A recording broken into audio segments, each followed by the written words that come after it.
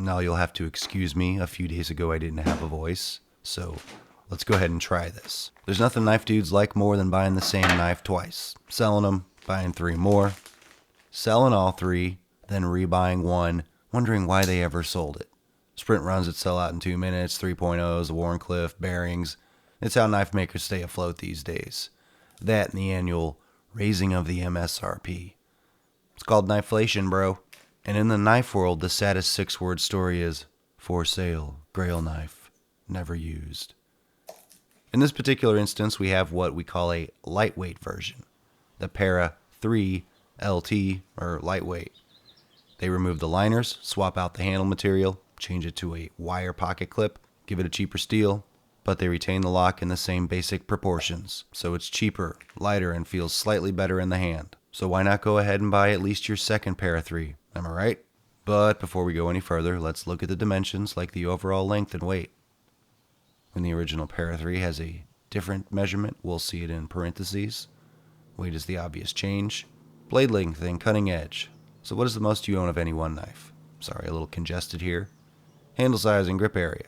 The correct answer is I only own one knife. I'm here for your personality. Spine thickness, handle thickness, behind the edge. Except of course for your backup knife, but that doesn't count, as don't your fixed blades. Those are for hunting. And tallnesses.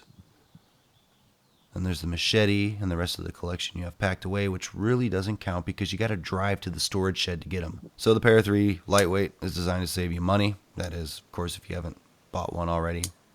Then save you some weight too. So let's look at the blade. We've traded steel from the original S30V in the standard model to CTS BD1N.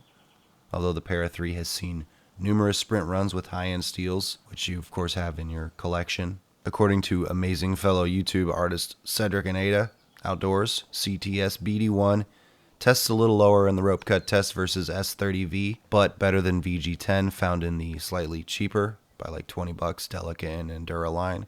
That video will be linked at the end of this one. Please watch, or be known as a terrible human being. So let's call it a downgrade in steel unless you have some anecdotal evidence you're certain you feel in your soul BD1 outperforms S30V.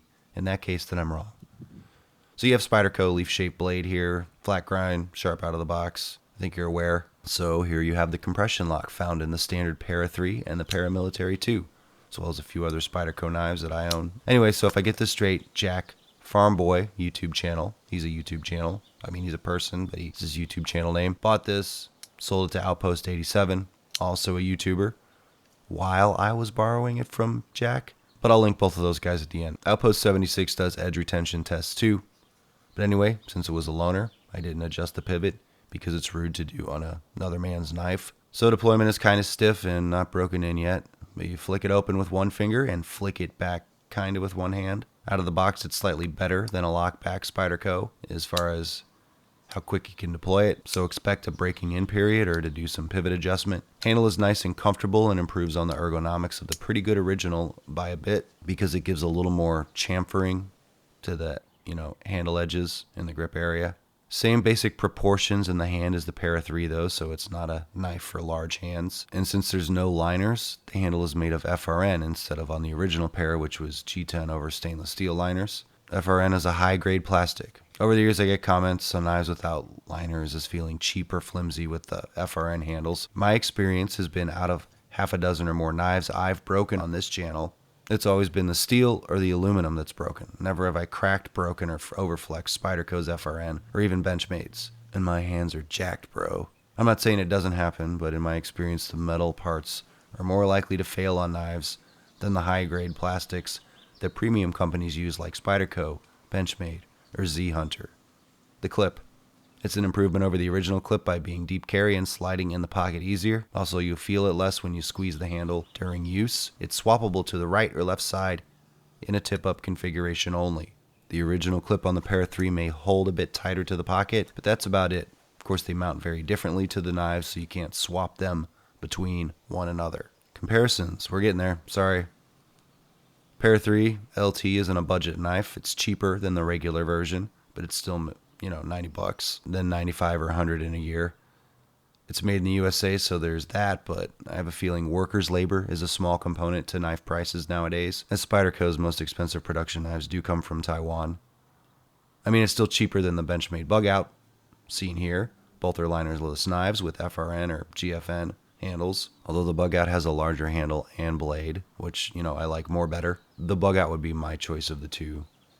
And there's the Delica. It's always been too small of a knife for me. It's kind of expensive for the steel it uses. I mean, there's not a lot wrong with the steel. It's just that it keeps creeping up in price without really improving. Personally, I prefer the larger Endura. I'd say the Para 3 LT is a better knife. Now the regular Para 3. I prefer this to the lightweight because the standard Para has sprint runs with better steel, and I like the feel of the scales better than on the LT. And since, of course, I already own a Para 3, I'm sort of happy with. My rule is I don't need to own another. Just, of course, 50 other different knives.